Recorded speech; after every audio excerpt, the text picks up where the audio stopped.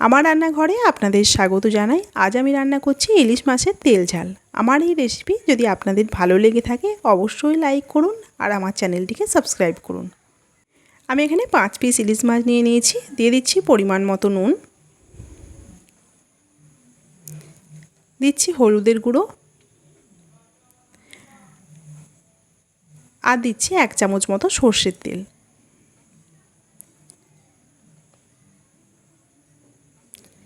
নুন, হলুদ আর তেলটা মাছের গায়ে খুব ভালোভাবে মাখিয়ে নিচ্ছি।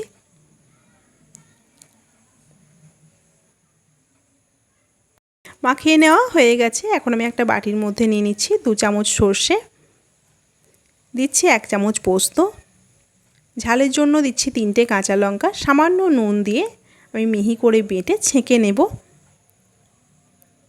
এখন আমি কড়াই বসিয়ে দিয়েছি। কড়াইয়ে দিয়ে দিচ্ছি সর্ষের তেল,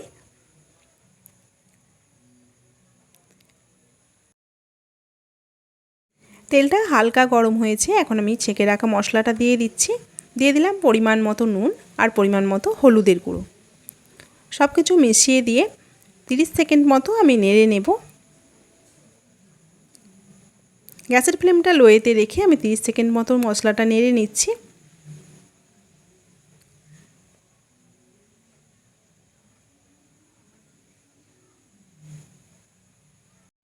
এখন আমি নুন হলুদ মাখিয়ে রাখা মাছগুলো মশলার মধ্যে দিয়ে দিচ্ছি।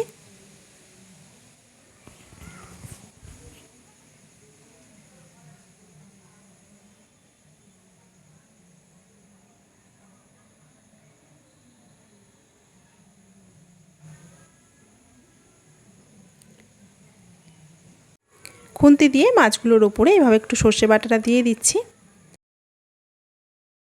গ্যাসের ফ্লেমটা মিডিয়ামে রেখে আমি মিনিট খানেক হতে দেব।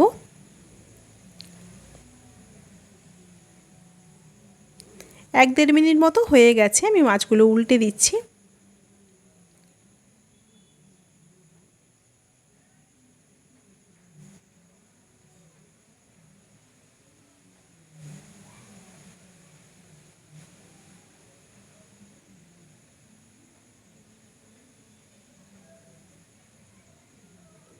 মাছগুলো উল্টে দিয়ে আবারও 1 মিনিট মতো হতে দিচ্ছি।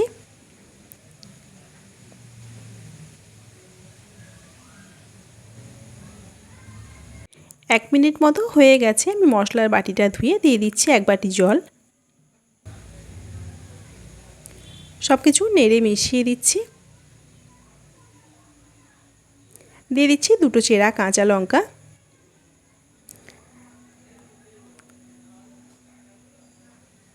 ঝালটা ফুটে উঠেছে। এখন আমি ঢাকনা দিয়ে দিচ্ছি। ঢাকনা দিয়ে 4-5 মিনিট মতো হতে দেব।